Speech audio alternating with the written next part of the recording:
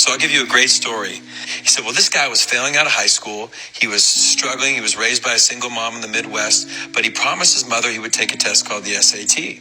So he takes the SAT in May, his junior year, doesn't expect anything. Well, this guy takes it. He's bombing. He's failing out of school. He doesn't expect anything as he's telling the story at Toastmasters.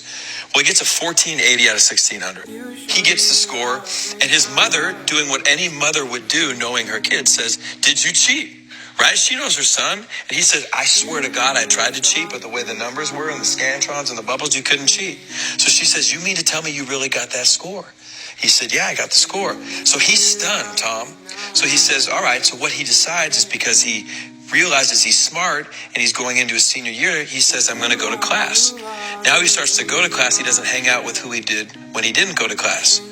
All right. Teachers see him in class and they said, hey, maybe Franklin Pierce, maybe we missed the boat on this kid. So they start to treat him differently.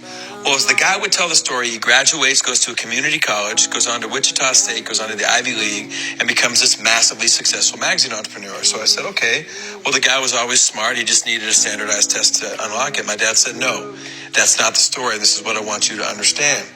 He said, 12 years after all this guy's success, he gets a letter in the mail from Princeton, New Jersey. Doesn't think anything about it. The next day, his wife says, you're going to open it. He opens it. True story, turns out the SAT board will periodically review their test-taking procedures and the policies.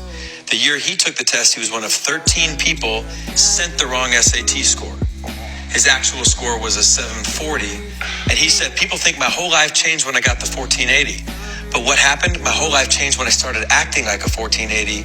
And what does a 1480 do? He goes to class. So A, your language is powerful, but number two, your behavior is way ahead of your success.